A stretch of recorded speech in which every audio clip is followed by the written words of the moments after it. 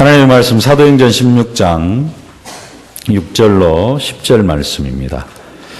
함께 봉독하겠습니다. 성령이 아시아에서 말씀을 전하지 못하게 하시거늘 그들이 부르기아와 갈라디아 땅으로 다녀가 무시아 앞에 이르러 비두니아로 가고자 애쓰되 예수의 영이 허락하지 아니하시는지라.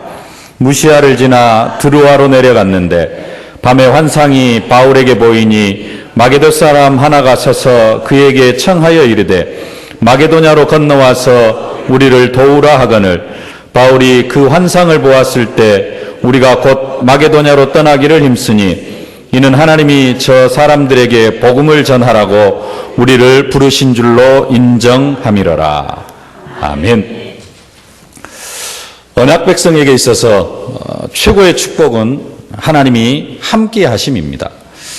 운명과 팔자에 묶여서 철저하게 사단의 종노릇하는 인생이 하나님을 만나서 하나님이 24시 함께 하시는 하나님의 자녀가 되어졌다는 것, 더 이상의 축복은 없습니다.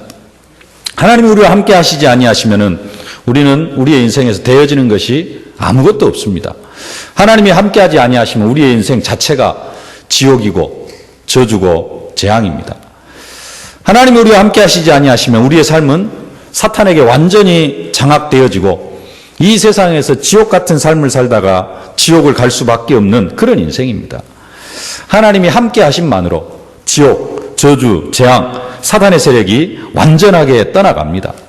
하나님이 함께 하시는 축복, 그것은 다른 게 아니고 하늘과 땅의 모든 권세를 가지신 예수 그리스도께서 성령으로 함께 하시는 그 축복입니다. 이 엄청난 축복을 하나님께서 이미 우리에게 허락해 주셨는데 이 축복을 누리고 살아가는 사람이 있고요. 이 축복을 전혀 누리지 못하고 살아가는 그런 사람이 있습니다. 그래서 성경이 말씀합니다. 데살로니가전서 5장 19절에 성령을 소멸치 말라 이렇게 이야기를 합니다. 성령을 소멸치 말라. 하나님이 우리와 함께 하시는 방법이 성령으로 함께 하십니다. 요한복음 14장 16절에 내가 아버지께 구하겠으니 그가 또 다른 보혜사를 너희에게 주사 영원토록 너희와 함께 있게 하시리니.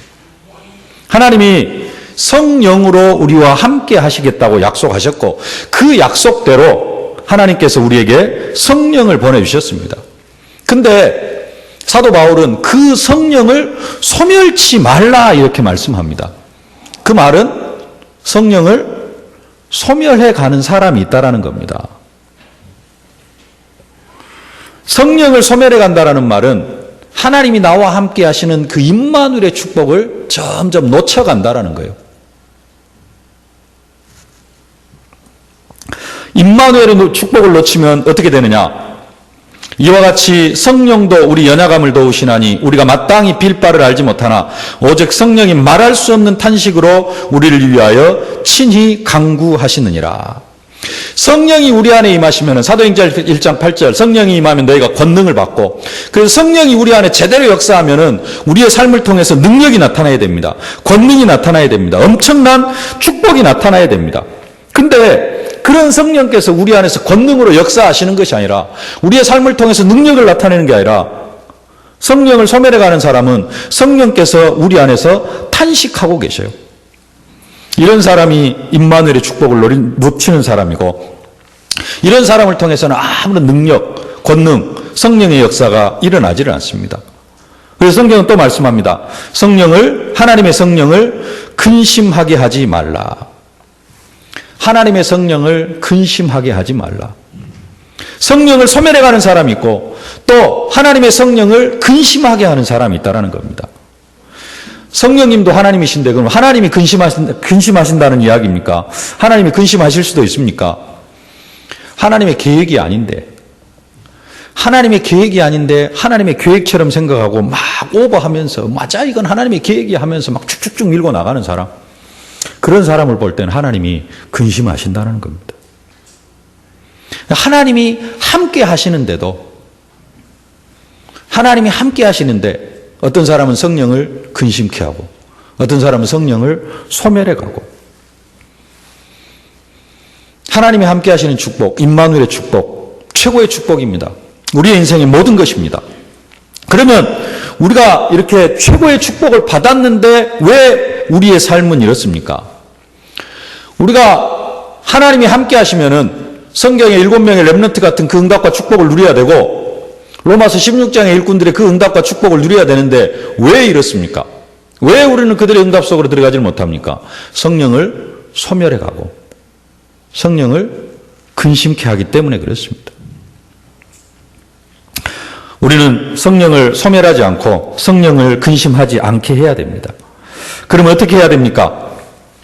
기도 제목 중에 종종 이런 기도 제목이 있습니다.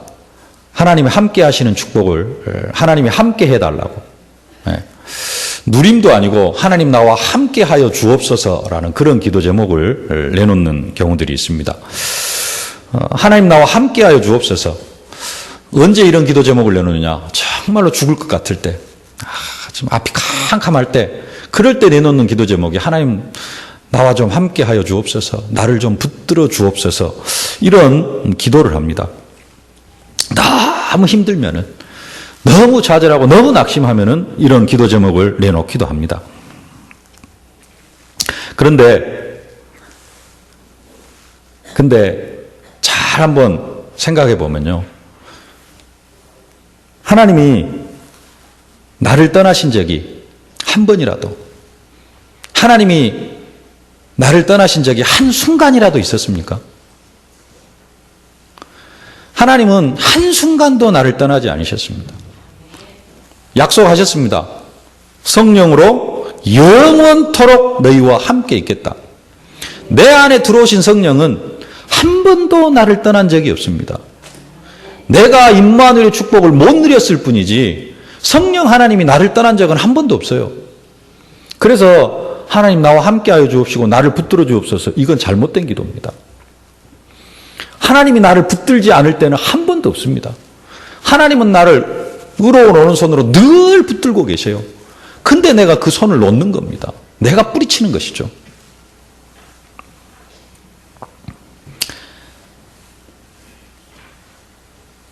그래서 안 됩니다.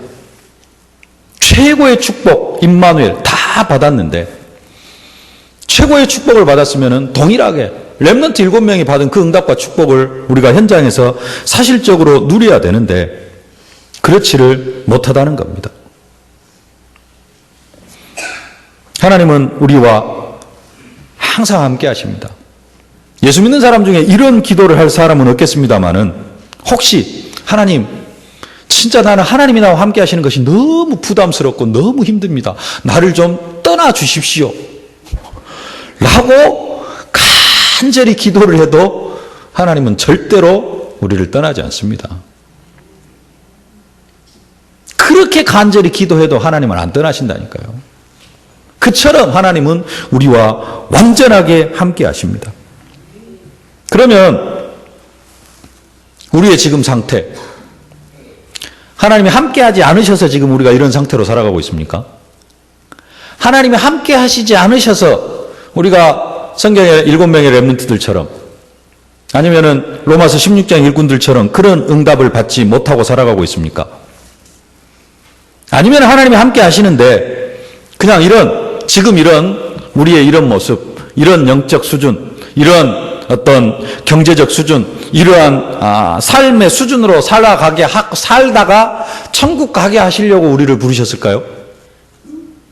지금 이 수준으로 살다가 그렇습니까? 지금까지 전도도 제대로 못했는데 이 상태로 우리의 생을 마감하게 하시려고 하나님께서 우리를 전도자로 부르셨습니까? 이건 아니잖아요. 지금 이 상태보다는 우리가 더 응답받고 더 축복 속으로 들어가야 됩니다. 근데도 그러면 지금까지 하나님이 함께 하시지 않았기 때문에 우리의 수준이 이 정도냐 이거죠. 근데 하나님이 함께 했어요. 그럼에도 불구하고 지금 우리의 수준이 이 수준입니다. 하나님이 한순간도 나를 떠나지 않고 나를 붙들고 계셨는데 지금 이 수준이라는 것입니다. 이유는 왜 그러느냐? 조금 다른 입장에서 아까 성령을 근심케 하고 소멸케 하고 그것도 맞습니다. 좀 다른 입장에서 하나님이 나와 함께 하시는데 우리가 그 하나님이 함께 하시는 것을 사실적으로 누리지를 못한다는 겁니다. 그렇기 때문에 우리의 수준이 항상 이 수준이라는 거예요. 하나님이 함께 하심을 누리지 못하니까 성령을 소멸하고 성령을 근심하게 하는 것입니다. 그러면은 성령이 함께 하시는 그 임마누엘, 그냥 하나님이 나와 함께 하신다. 그러면은 그냥 함께 하는 게 누려집니까? 절대로 그렇지 않습니다. 하나님은 우리와 완전하게 함께 하시는데 내가 하나님이 함께 하심을 누리는 방법이 있습니다. 그 방법이 뭐냐? 하나님이 우리와 함께 하시면은 하나님이 우리 안에서 하시는 일이 있어요. 하시는 일. 그 일이 뭐냐? 우리가 너무 좌절하고 낙심해가지고 아무것도 하지 못할 그런 상태가 되어져 있으면은 아까 앞에서 말씀드렸듯이 성령께서 우리 속에서 뭐 하시느냐? 우리 속에서 말할 수 없는 우리를 위하여서 기도하십니다. 그러나 그런 상태가 아니고 우리가 완전히 좌절하고 낙심하고 완전히 내 인생을 포기할 것 같은 그런 상태가 아니면은 평상시에는 하나님이 성령으로 우리와 함께 하시면은 우리 속에서 성령 하나님이 하시는 일이 있어요. 그게 뭐냐? 요한복음 16장 13절입니다. 그러나 진리의 성령이 오시면 그가 너희를 모든 진리 가운데로 인도하시리니 그가 자유로 말하지 않고 오직 듣는 것을 말하시며 장래일을 너희에게 알리시리라. 뭐라고 말씀하시느냐?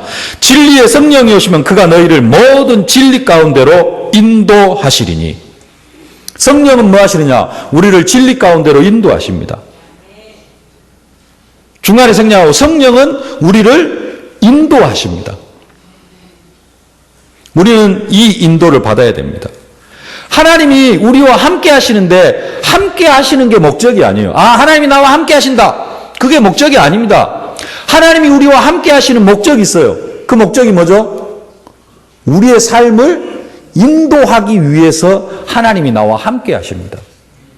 그래서 우리는 하나님 나와 함께 하신다 이러고 있으면 절대 안 됩니다. 하나님 나와 함께 있으니까 좋다. 모든 문제 끝이다. 맞는데 틀려요. 하나님이 함께 하시는 게 목적이 아니고 하나님은 우리와 함께 하시면서 뭘 하셔요? 우리의 삶을 인도하신다니까요. 어디로 인도하셔요? 진리 가운데로 인도하십니다. 그래서 진짜 하나님이 함께하는 사람은 뭐 하게 되어져 있느냐? 성령의 인도를 받게 되어져 있습니다. 우리가 뭐 해야 되느냐? 임마누엘, 하나님 나와 함께 하신다 그러면은 그걸 누리는 사람은, 아는 사람은 이제는 그러면은 나와 함께 하시는 하나님이 나를 어떻게 인도하시는가 이것을 민감하게 깨닫고 누릴 수 있어야 됩니다. 그러면 성령은 우리를 어디로 인도하시는가? 성령은 아까 말씀 진리 가운데로, 우리를 말씀 가운데로 인도하십니다. 요한복음 14장 26절 보혜사 곧 아버지께서 내 이름으로 보내신 성령 그가 너희에게 모든 것을 가르치시고 내가 너희에게 말한 모든 것을 생각나게 하시리라. 내가 너희에게 말한 모든 것을 생각나게 하시면서 말씀으로 성령께서 우리를 인도하셔요. 그래서 우리가 성령의 인도를 받는다. 그 말은 무슨 말이냐? 말씀의 인도를 받는다는 것입니다. 말씀의 인도를 받고 있다. 그 말은 무슨 말이냐? 성령의 인도를 받는다는 것입니다. 우리가 하나님 우리와 24시간 함께 하시는데 그 임마누엘을 누리는 방법이 바로 말씀 가운데로 인도하시는 그 성령의 인도를 받는 것입니다. 근데 이 말씀 가운데로 인도하는 그 성령의 인도를 받으려고 하면은 우리에게 필요한 것이 있어요. 그게 뭐냐? 성령 충만입니다. 성령 충만하지 못하면은 성령으로 충만하지 못하면은 내 생각, 내 판단 모든 것이 성령으로 충만하지 못하면은 성령 충만하지 못하다는 말은 뭐가 끼어 있다는 것이죠? 육신의 생각이 끼어 있다는 거예요. 그래서 성령 충만하지 못한 상태에서 말씀의 인도를 받으려고 하면은 뭐가 끼어들어요? 육신의 생각이 끼어들어요. 거기에는 뭐가 활동을 합니까? 사단이 활동을 해요. 그래가지고 말씀을 들어도 뭘 따라가요? 육신의 생각 가지고 말씀을 따라가요. 그래서 성령 인도 받을 때 꼭 어떤 상태가 되어져야 돼요? 성령 충만한 상태가 되어져야 됩니다. 그래서 우리가 제일 먼저 응답받아야 될 게 하나님은 완전히 나와 함께 하시고 내가 떠나가라 그래도 안 떠나가시니까 예? 뭘 누려야 돼요? 성령 충만함을 받아야 됩니다. 그리고 그 성령 충만함 속에서 뭘 해야 돼요? 성령의 인도 속으로 들어가야 되는 것입니다. 성령 충만 받지 못하면은 옛날 각인된 것, 옛날 창세기 3장 속에서 체질된 것, 옛날 창세기 3장 속에서 뿌리 내린 것, 그것의 인도를 받게 되어져요. 성령 충만 받지 못하면은 성령이 우리 안에 함께 계셔도 과거의 체질의 인도를 받고 사탄의 인도를 받게 되어지는 것입니다. 그래서 하나님의 자녀가 실패하는 거예요. 그러면은 또 실패 안 하고 모든 일이 무사한 일, 만사 형통하면 성령 인도 잘 받고 있는가? 예수 믿는 사람 가운데 가끔 성령 인도 받는 것이 아닌데 잘 나가는 사람이 있습니다. 성령 인도 안 받는데 막 뭔가 일이 쭉쭉쭉 잘 되어져 가는 사람이 있어요. 그 사람 결국 무너집니다. 어떤 사람은 성령 인도를 철저하게 받아가고 있는데 길이 막히는 경우도 있어요. 오늘 본문의 사도 바울 같은 사람입니다. 계속해서 성령 인도 받아왔고 지금도 성령 인도를 받고 있는데 길이 막힐 수 있어요. 성령께서 막으시는 것이기 때문에 걱정할 필요는 없습니다. 그럼 성령께서 막으시면 뭐 하면 되느냐? 거기에서 기도하면 됩니다. 기도하면은 하나님께서 또 세밀하게 인도해 주십니다. 근데 많은 사람들이 이것을 구분을 하지를 못해요. 내가 그냥 잘 되어지니까 이거 그냥 성령의 역사인 줄 알고 옛날 체질 따라가도 뭐 옛날에 다 실패했습니까? 철저하게 망하고 온 사람도 있지만은 이런 사람도 있어요. 내가 예수 안 믿을 때가 더 좋았는데 내가 그때가 더 잘 나갔는데 육신적으로 그럴 때도 있습니다. 네, 똑같이 교회 와가지고 뭐 특별하게 성령인도 안 받는데도 그냥 막 뭔가 막 쭉쭉쭉 잘 되어지는 그런 사람도 있어요. 이제 성령 인도일 수도 아닐 수도 있는데 하나님이 봤을 때 성령 인도 안 받으면서 막 일이 잘 되어진 그 사람도 있습니다. 그 사람은 결국은 무너져요. 근데 이제 이것을 구분을 하지 못한다는 것입니다. 그러면은 어떻게 하면은 내가 성령 인도를 받고 있는가 아니면 육신의 인도를 받고 있는가? 사실 구별하기는 쉽습니다. 뭘로 구별하면 되느냐? 기준이 사도행전 1장 8절입니다. 오직 성령이 너에게 임하시면 너희가 권능을 받고 예루살렘과 온 유대와 사마리아 땅끝까지 이르러 내 증인이 되리라 하시니라. 내가 전도운동, 생명운동에 방향 맞춰 가고 있으면은 성령의 인도를 제대로 받고 있는 것입니다. 성령이 우리 안에 임하시면은 우리 안에 임하신 성령, 하나님이 성령으로 함께 하시는데 그 성령께서는 다른 일을 목적으로 하지를 않습니다. 무엇을 목적으로 하시느냐? 우리를 증인으로 만들어 가시는 일이 목적이에요. 맞습니까? 아니에요? 성령의 목적, 성령께서 우리 안에 함께 하시는 이유, 하나님이 내 안에서 함께 하시는 이유, 하나님이 나를 인도하시는 이유, 뭐 하려고 우리의 삶을 인도하시느냐? 우리를 증인으로 만들어 가시기 위해서. 성령이 역사하면은 아픈 사람이, 불치병에 걸린 사람이 건강을 회복하기도 합니다. 그러나 건강을 회복시켜 주시는 이유, 건강 회복해가지고 잘 먹고 잘 살라고 건강 회복시켜 주시는 것이 아니라 응답받고 증인되라고. 똑같이 아픈 사람들, 당신도 예수 믿으면 나처럼 응답받을 수 있다. 그렇게라도 증인되라고. 성령이 역사하시면은 사업이 잘 안 되는 사람이 기도하면 사업이 잘 되기도 합니다.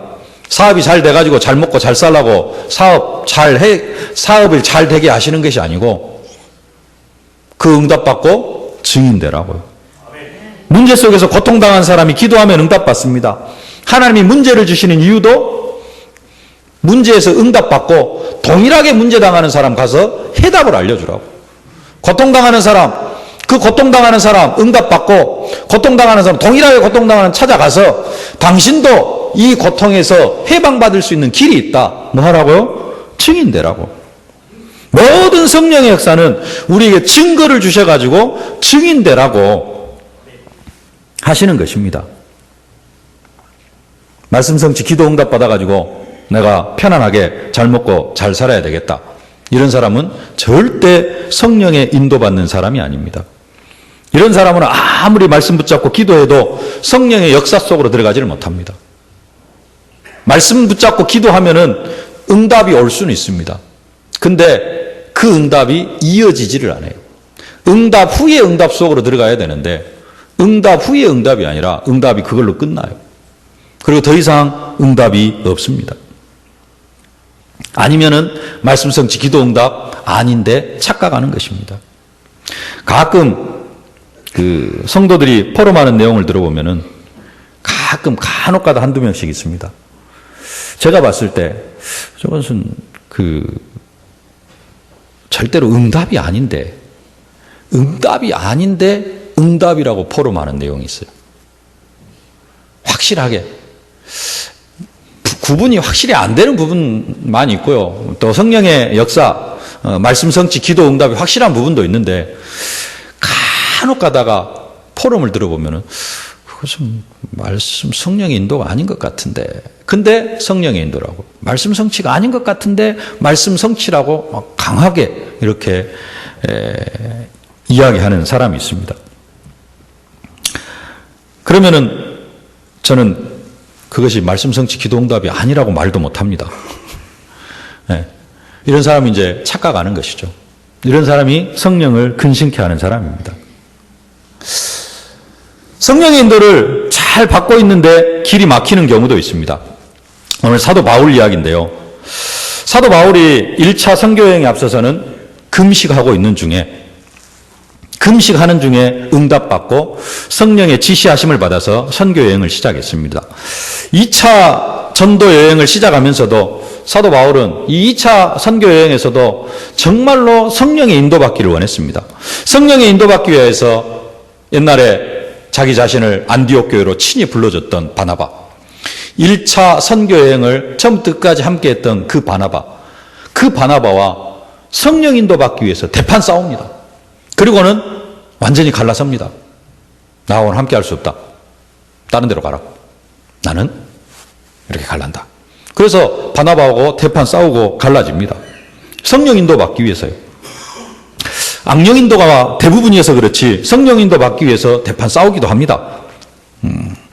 한쪽이 정말로 성령 인도를 못 받으면은 싸울 수밖에 없죠. 더 성령 인도받기 위해서. 그래서 사도 바울은 시작부터 성령 인도를 받으려고 그렇게 싸움까지 하면서 이번 2차 선교여행도 진짜 성령의 역사 속으로 들어가야 된다. 그래가지고 선교여행을 시작을 했습니다. 오늘 읽지는 않았습니다만 15장 41절에 보면은 40절 바울은 신라를 택한 후에 형제들에게 주의 은혜에 부탁함을 받고 떠나 수리아와 길리기아로 다니며 교회들을 경고하게 하니라. 성령 인도 받고 이제 2차 선교 여행이 시작이 되어졌습니다. 그래가지고 교회들을 경고하게 합니다. 그리고 16장 1절에 더베와 루스드라에도 이르매, 여기 들어가서는 더베와 루스드라, 특별히 루스드라에 들어가 가지고는 1차 선교 여행 때 만났던 디모데를 동행에게 붙입니다. 그리고 16장 4절 여러 성으로 다녀갈 때에, 여러 성으로 다녀갈 때, 이 여러 성에 대해서는 성경이 그냥 구체적으로 말씀을 하질 않는데 학자들은 여기에서 이고니온과 비시디아 안디옥이라고 그렇게 이야기를 합니다. 비시디아 안디옥. 사도 바울이 바나바와 출발한 데가 안디옥입니다. 안디옥. 여기는 안디옥이고 이 비시디아 안디옥은 이제 그 루스드라와 더베를 지나가지고 아시아로 딱 들어가는 첫 성이에요. 여기서 말하는 아시아는 어디냐? 우리가 5대양 6대주 할 때 말하는 그 아시아를 말하는 게 아니고 여기에서 아시아는 터키 지역, 지금의 터키 지역의 서쪽 지역, 그쪽이 지금 그 아시아. 예수님 당시에 막 그 아시아, 갈라디아, 부르기아, 밤빌리아, 이 터키 지역이 이렇게 나누어집니다. 근데 아시아는 지금 터키 지역의 최고 동쪽 지역이 아시아 지역이에요. 이 아시아 지역으로 딱 들어왔는데 성령께서 말씀을 증거하지 못하게 합니다. 오늘 6절 말씀. 성령이 아시아에서 말씀을 전하지 못하게 하시거늘. 지금까지 성령의 인도를 받고 비시디아 안디옥 이제 막 아시아 지역으로 딱 들어왔어요. 네. 아시아 지역으로 딱 들어왔는데 전라도에서 전라북도 딱 넘어가면은 88 고속도로로 전라북도로 딱 넘어가면 뭐가 있습니까? 고창? 고창입니까? 순창. 전라북도 딱 넘어가면 첫 동네가 순창이잖아요. 그런 것처럼 갈라디아 지역을 딱 지나가지고 아시아로 딱 넘어가는 첫 도시가 비시디아 안디옥이에요. 이 안디옥에 들어가니까 여기가 어디예요? 아시아입니다. 근데 성령께서 이 아시아에서 복음을 전하지 못하게 막으십니다. 그러니까 그들이 어디로 가냐? 부르기아와 갈라디아 땅으로 올라갑니다. 제가 지도를 찾아봤는데요. 부르기아를 아무리 찾으려고 해도 없어요. 지도상에 부르기아라는 동네가 나오질 않아요. 그러다가 사전에서 이런 문장을 하나 발견했습니다. BC 25년 부르기아는 속주 갈라디아에 편입되었다. 부르기아가 갈라디아의 속국이 되어져 버린 거예요. 그러니까 이제 지형상으로는 부르기아가 사라져 버린 겁니다. 그래서 갈라디아가 있고 아시아는 있고 저 뒤에 이제 갈라디아가 있고 아시아가 있고 위에 이제 비두니아가 있고 뭐 이렇게 있는데 부르기아는 없어요. 아시아에서 부르기아를 거쳐 갈라디아로 가려고 하면은 어디로 가야 되냐면은 북동쪽으로 가야 됩니다. 북동쪽. 근데 성령이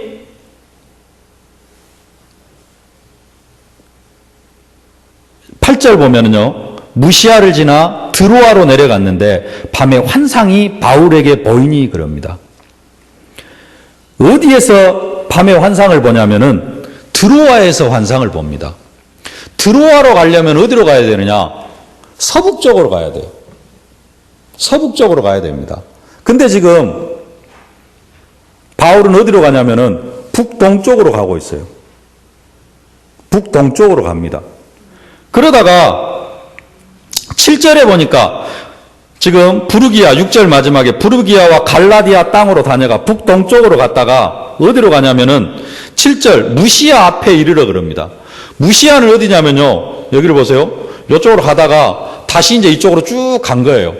그래가지고 조금만 가면은 드로아고 드로아 앞에가 무시아입니다. 그래가지고 바울이 지금 어디로 도착했어요? 무시아를 도착을 했어요. 무시아 앞에 이르러 바울이 어디로 가려고 하느냐? 비두니아로 가려고 그래요. 비두니아는 어디냐? 또 갈라디아 위쪽이에요. 그럼 비두니아는 어디예요? 이쪽이에요. 다시 동쪽으로 가야 돼요. 무시아, 드로아는 어딘데? 서쪽인데. 바울이 지금 무시아에서 다시 동쪽으로 가려고 하니까 여기서 또 성령이 막으시는 겁니다. 그러니까 7절 무시아 앞에 이르러 비두니아로 가고자 하니까 비두니아로 가고자 애를 쓰니까 예수의 영이 허락하지를 않아요. 그럼 어디로? 어쩌다가 다시 무시아를 지나 드로아로 내려가니까 거기에서 하나님께서 밤에 환상이 바울에게 보입니다. 쉽게 이야기를 하면은 성령이 광주에서 복음을 전하지를 못하게 막습니다. 그래서 하나님의 계획은 뭐냐? 쉽게 말해서 저쪽 법성포로 가가지고 중국으로 넘어가는 게 하나님의 계획이에요. 근데 바울이 지금 어디로 가느냐? 영광을 거쳐서 법성포로 가야 되는데 어디로 가요? 순창으로, 담양 쪽으로 올라가요. 그러다가 어쩌다 또 하다 보니까 그냥 어떻게 하다 보니까 어디까지 갔어요? 영광까지 갔어. 영광까지 갔는데 영광에서는 어디로 가야 돼요? 법성포로 가야 됩니다. 그러고 배 타고 가야 돼요. 근데 여기서 또 어디로 가려고 그래요? 영광에서 쫙 또 고창 가야 된다고. 사도 바울이 지금 이러고 있는 겁니다. 그러니까 여기 영광에서 성령이 막아요. 그러다가 법성포로 간 겁니다. 지금 광주에서 법성포까지가 제가 직선거리를 찍어보니까 50km 나와요. 비시디아 안디옥에서 드로아까지 500km입니다. 무슨 말씀인가 아시겠어요? 비시디아 안디옥에서 드로아까지가 거리가 500km라는 거예요. 성령이 아시아에서 말씀을 전하지 못하게 한 그 비시디아 안디옥. 거기서부터 직선거리로 500km인데 올라가다가 꺾었어요. 몇 킬로나 갔을까요? 한 600km 갔습니다. 왜 제가 이 이야기를 하느냐? 드로아 도착했어요. 드로아에 밤에 환상 중에 바울에게 환상이 나타납니다. 뭐였다는 이야기냐? 그때서 바울이 기도했어요. 왜 그러느냐? 이제는 끝털이에요. 터키 끝털이까지 갔어요. 더 이상 갈 데가 없어요. 바다를 건너가야 될지 어디로 가야 될지 이제는 막막합니다. 그리고 600km를 달려오는 동안 아무런 열매가 없었어요. 안디옥에서 피시디아 안디옥까지 거리가 한 600km 됩니다. 중간에 더베와 루스드라를 거쳐가지고 아까 앞에서 15장 41절 많은 교회들을 세우고 그 다음에 루스드라에 들어가가지고 디모데 합류시키고 막 엄청난 역사를 일으켰어요. 근데 거기가 한 600km 거리가 되어집니다. 그 600km 거리를 여행을 하면서는 엄청난 역사가 일어났습니다. 근데 비시디아 안디옥에서 드로아까지 600km를 갔는데 거기에는 아무런 열매가 없어요. 이해가 되십니까? 그리고 해안가 끝터리에 딱 도착을 했어요. 그때서 사도 바울이 기도를 합니다. 9절 밤에 환상이 바울에게 보이니. 왜 가만히 있는데 하나님께서 환상을 보여주십니까? 가만히 있는데 하나님께서 환상을 보여주지는 않습니다. 보여주시려면 진작 보여주셨어야죠. 네, 어디에서 보여주시지? 피시디아 안디옥에서 보여주시지. 7절 다시 보시면요. 6절. 성령이 아시아에서 말씀을 전하지 못하게 하시거늘 말씀 전하지 못하게 하시면서 환상 보여주시면 되잖아요. 왜 안 보여줘요? 아니 여기서 복음 전하지 말아라. 그리고 환상 보여주시면 되잖아요, 하나님이. 근데 안 보여줍니다. 또 7절 무시아 페이를 비두니아로 가고자 했을 때 예수의 영이 허락하지 아니하시는지라. 그럼 무시아에서 환상 보여주시면 되잖아요. 왜 무시아에서 환상 안 보여줘요? 사도 바울이 기도를 안 했어요. 왜 드로아에서는 환상을 보여주십니까? 그때서 기도한 겁니다.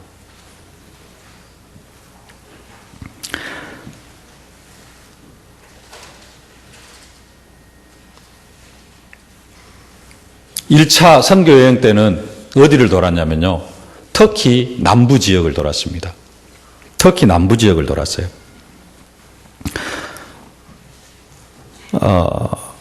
그러다가 루스드라에서 디모데를 만났습니다. 2차 때에는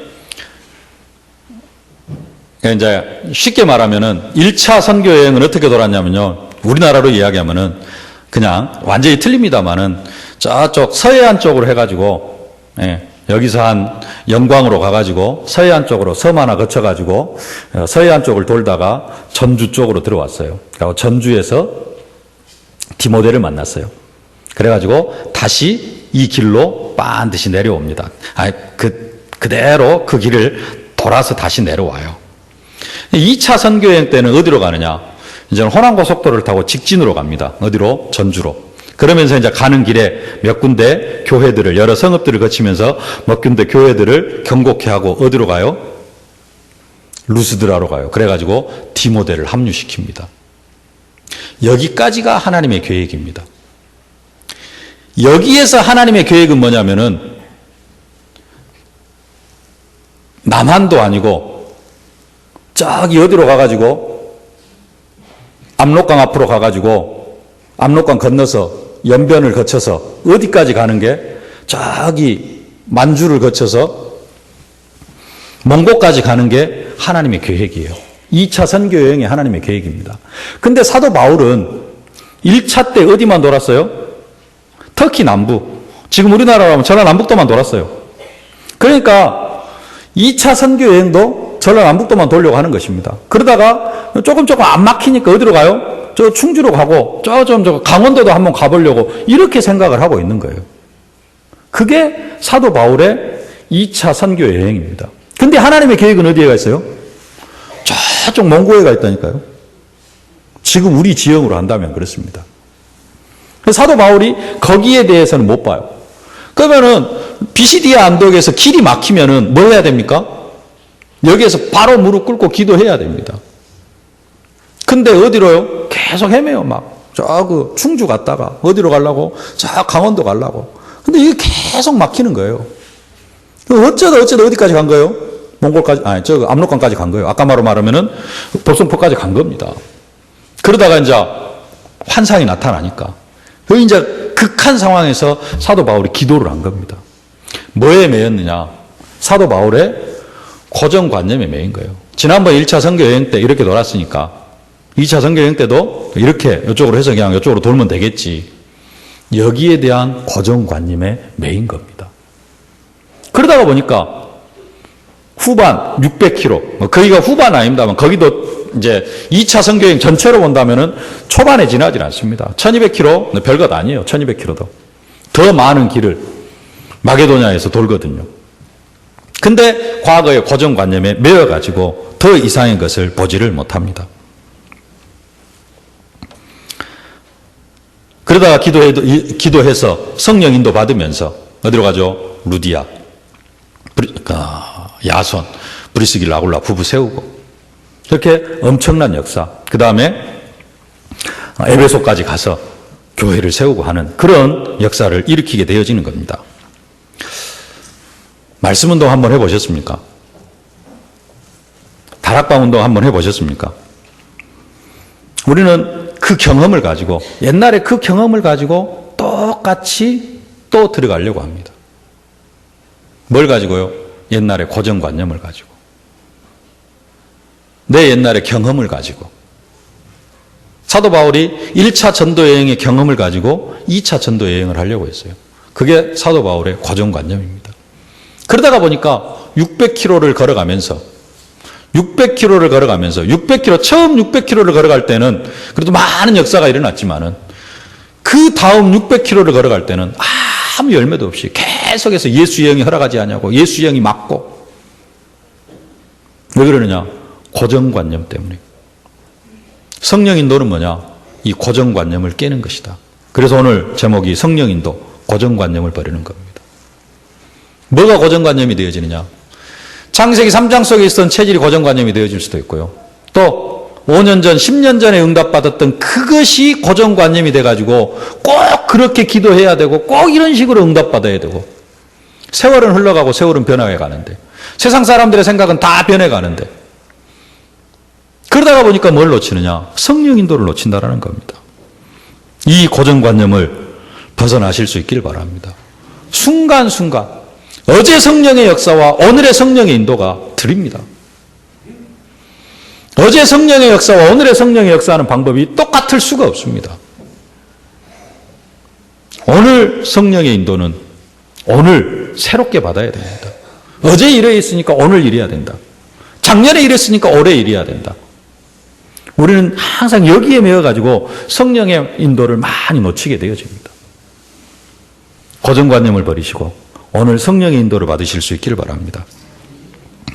성령 인도 받아야 됩니다. 성령 충만 받아서 성령 인도 받기 위해 기도하실 수 있기를 바랍니다. 그러면 응답이 올 수밖에 없습니다. 그 속으로 들어가면은 자연스럽게 천군 천사가 동원이 되어지고 흑암 세력이 결박되어지고 하늘 배경을 누리면서 세계복음화의 증인으로 쓰임받게 되어집니다. 근데 늘 이 성령의 인도를 놓쳐요. 옛날에 고정관념에 매여가지고 성령의 인도를 놓칩니다. 성령의 인도를 놓치는 사람이 계속해서 그 옛날 고정관념을 가지고 기도하면 어떻게 되겠어요? 사도 바울은 이제 깊이 기도하니까 환상 중에라도 하나님께서 그때까지는 기도 안 하다가 기도 안 했어요. 드로아에 가가지고 이제 거기서 이제 기도합니다. 기도하니까 환상을 보여주는데요. 다 내려놓고 기도해야 되는데 사도 바울이 했어요. 600km를 걸어가면서 아무것도 아무 열매도 없으니까 이제는 모든 거 다 포기하고 그냥 하나님 앞에 기도한 겁니다. 근데 우리는 어떻게 기도하느냐 또 고정관념을 가지고 기도해요. 하나님 지난번에 이렇게 했으니까 이렇게 해 주셔야 되지 않겠습니까? 그 고정관념 가지고 기도하면 응답이 됩니까? 절대 안 됩니다. 하나님 성령의 역사는 다른 데 있는데. 그럼 그 고정관념을 가지고 기도하면서 흑암 결박하면 금방 결박이 되어지느냐? 천군 천사가 동원이 되어지느냐? 되어질 수도 있습니다만은 능력이 그렇게 안 나타납니다. 임마누엘의 축복을 누리면서 성령의 인도 받으셔야 되고요.